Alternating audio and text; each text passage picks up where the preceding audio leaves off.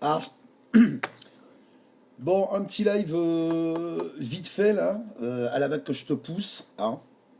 Donc j'ai écouté Connard premier, euh, notre premier sinistre, hein, qui nous a fait ses déclarations de merde. Euh, les constats que je fais en fait, que ce soit BF merde, que ce soit les déclarations des politiciens, les déclarations du pouvoir en place, en fait, il y a aucune mesure d'apaisement qui est mise en œuvre par le pouvoir en place.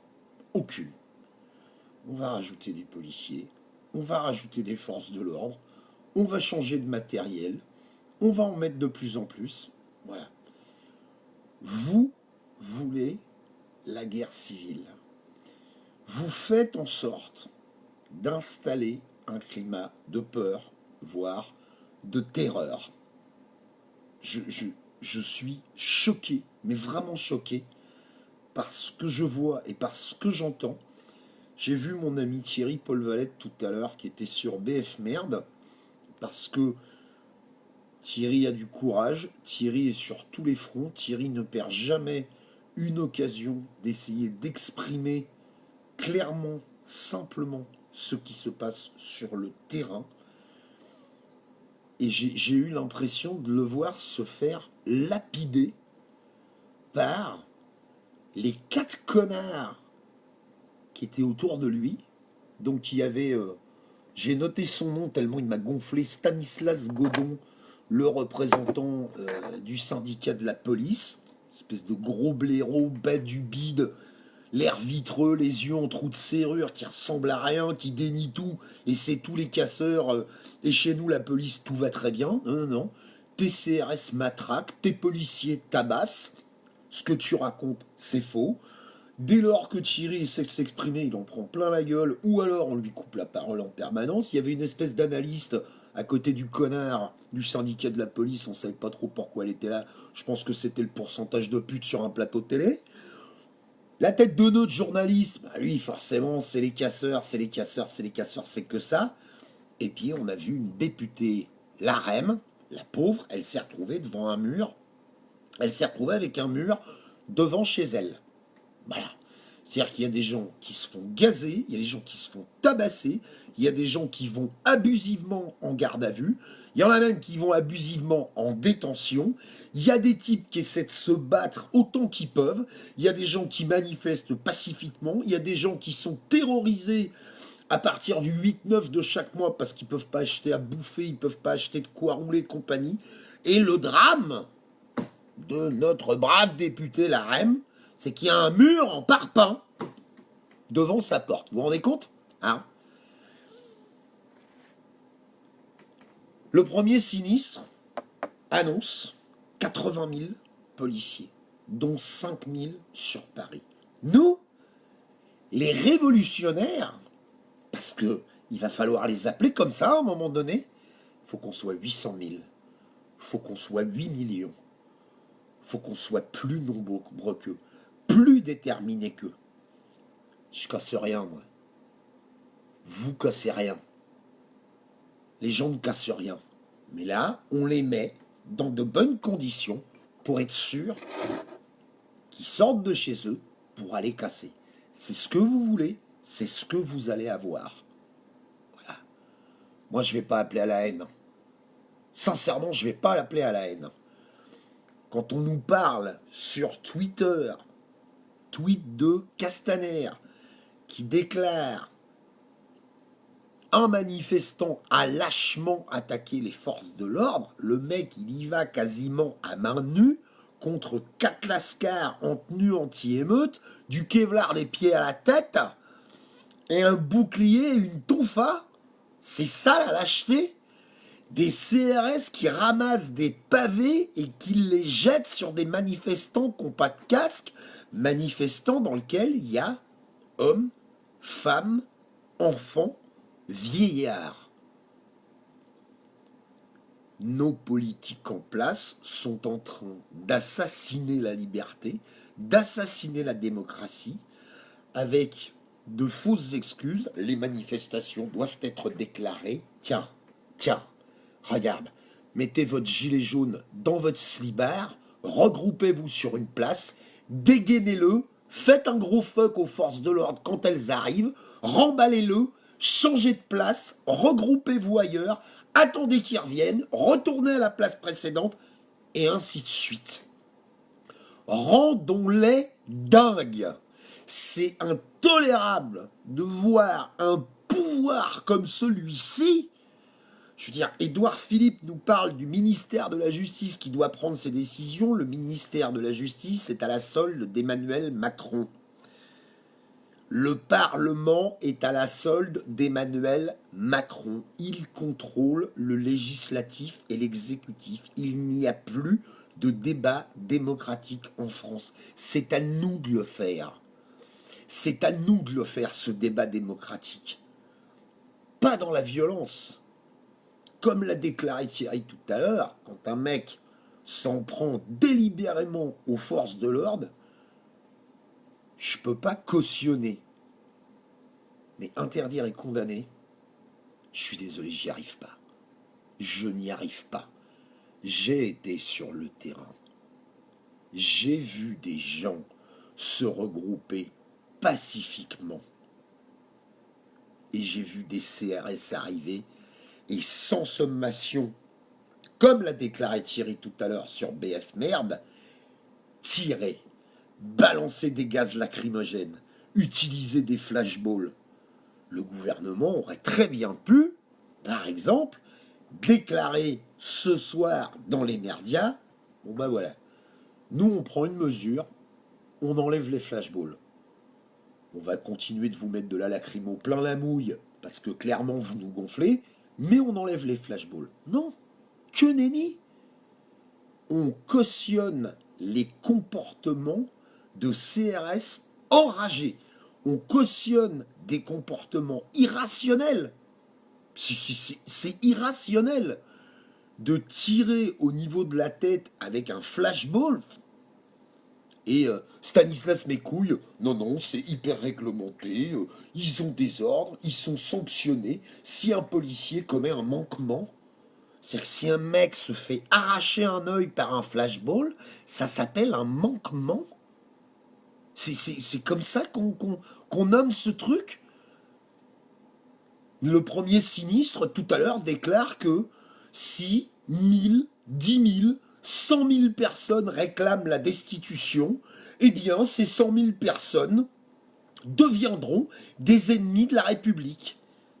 Je viens d'apprendre que je suis un ennemi de la République. Je veux que Macron et son gouvernement se barrent. Et je serai dehors autant que je peux, et j'essaierai de fédérer autant que je peux, et j'essaierai d'agir autant que je peux, pour qu'on soit de plus en plus nombreux, pour qu'on soit de plus en plus unis, pour sortir de cette dictature. Parce que ça y est, on y est. C'est l'Union soviétique des années 50. C'est là-dedans qu'on est tombé maintenant.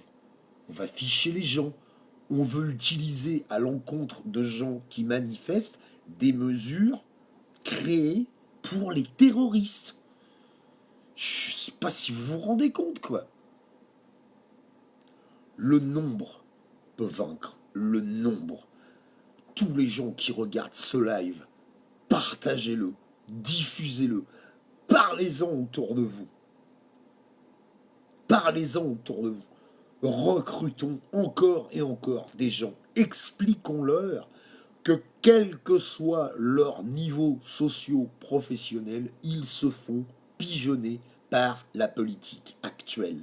Expliquez-leur qu'un type comme Bernard Arnault pèse à lui seul plus de 50 milliards d'euros dans un pays où des gens dorment dehors, dans un pays où des gens crèvent de faim.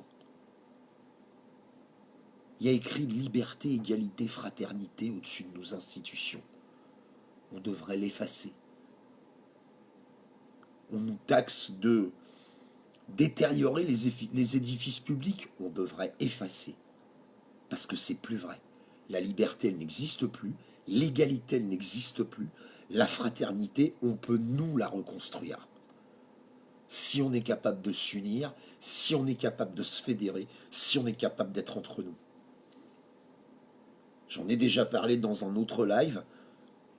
Flyrider aujourd'hui a déclaré que une des actions des révolutionnaires, parce que maintenant je vais les appeler comme ça, plus les appeler gilets jaunes, les appeler révolutionnaires. C'est une révolution qu'on est en train de faire. L'État est en train de nous mettre dans une situation de guerre civile, d'insurrection.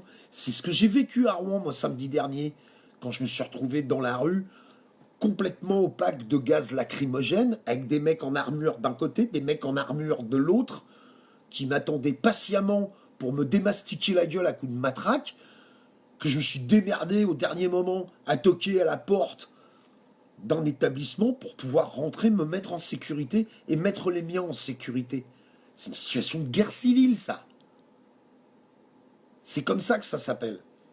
Flyrider a déclaré dans un de ses lives aujourd'hui qu'à un moment donné, il allait falloir que les révolutionnaires aillent le même jour, pourquoi pas au même moment, retirer le plus possible aux distributeurs et aller faire des achats chez les petits commerçants avec de l'argent liquide. Grande distribution, système économique, fuck. Vous ne travaillerez plus avec notre argent. C'est ce genre d'action que l'on doit mener. On doit se regrouper, on doit se réunir. Rien à foutre de l'interdiction de manifester. Rien à foutre de l'interdiction de se rassembler. Si ces lois existent, alors c'est à nous, citoyens, de prendre le pouvoir pour les changer. C'est à nous, citoyens, de prendre le pouvoir pour révoquer les politiques en place. Je commence un compteur aujourd'hui qui s'arrêtera le jour où Emmanuel Macron et ses complices auront des comptes à rendre devant une justice citoyenne. Il faut revenir à la politique de la terreur? Parfait. Il faut ressortir la guillotine? Ça me va. Vous n'êtes pas d'accord avec la volonté du peuple? On vous décapite? J'ai pas de problème avec ça. Quand je vois et que j'entends les discours auxquels on a droit, les discours méprisants, mensongers, hypocrites, on est dans le cadre de la propagande d'État. C'est de la propagande d'État. Voilà ce qu'on entend. On nous taxe de casseurs, on nous taxe d'ennemis de la République, on ne prend pas 30 secondes pour essayer de comprendre quelles sont les revendications des Gilets jaunes. C'est pas très très compliqué, hein. Référendum d'initiative citoyenne, destitution d'Emmanuel Macron. Il n'y a pas plus sourd que quelqu'un ou une entité qui a décidé de ne pas entendre. Pas plus sourd que ça, hein. Ou pas plus aveugle que quelqu'un qui a décidé de ne pas voir. On est dans cette dynamique-là. Je condamne toute la classe politique sans exception, toute la classe politique sans exception, je condamne toutes les forces de l'ordre, leurs responsables, leurs gradés, leurs représentants, sans exception, tous. Vous voulez nous impressionner? Démissionnez. Foutez-vous en arrêt maladie. Les femmes de CRS, les sœurs de CRS, les cousines de CRS, les enfants de CRS, allez dans les manifestations. Et quand vous verrez votre conjoint paternel, tonton, beau-frère, la matraque dressée, vous lui ferez « Coucou papa, coucou mon cousin, coucou mon beau-frère, à moi aussi tu vas me fracasser la gueule ?»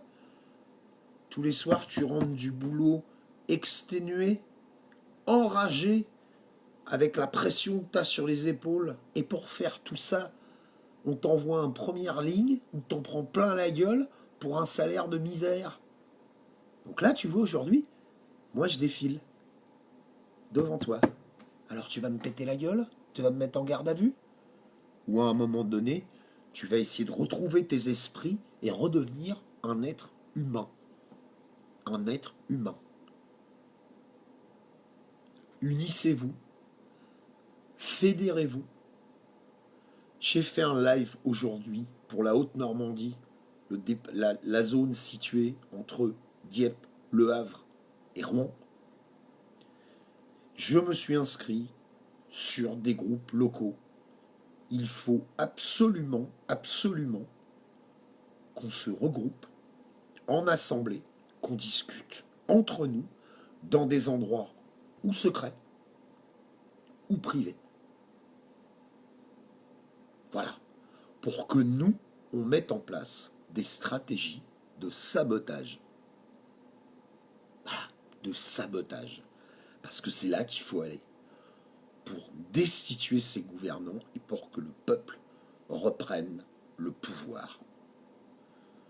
Je reprends aussi les infos de Flyrider. N'hésitez pas à collecter sur des clés USB, sur des disques durs externes, toutes les photos ou vidéos compromettantes pour les forces de l'ordre. Faites un petit mail à Amnesty International, envoyez-leur des billets. Coûte rien ça. Si vous voulez pas vous mettre dans le dur, faites ça dans un cybercafé, avec une adresse Gmail à la con. On va foutre. Ça, c'est des petites actions, ces petits trucs. Puis je suis sûr que si on se réunit en assemblée, on va en trouver encore plein d'autres. Je suis pas un leader. Je suis pas là pour prendre la direction de quoi que ce soit. Je suis un soldat du peuple. Voilà ce que je suis. Et j'irai jusqu'au bout. Jusqu'à ma dernière goutte de sueur. Jusqu'à mon dernier souffle. Et j'espère qu'avant que je ferme les yeux, quand je passerai la main à mes mômes, tout ce bordel aura disparu et que enfin on pourra vivre dans un pays libre. Parce qu'aujourd'hui, on en a eu la démonstration flagrante, ça n'est plus le cas. Nous évoluons dans un pays qui est un savant mélange entre Equilibrium, 1984, V for Vendetta. Quand j'entends nos gouvernants nous déclarer que l'on se doit d'informer pour une manifestation afin de protéger les manifestants. Quand je me suis fait gazer ma race la semaine dernière, je peux vous garantir que je ne me suis pas du tout senti protégé. Pas du tout. Pas du tout. Il faut que ça change.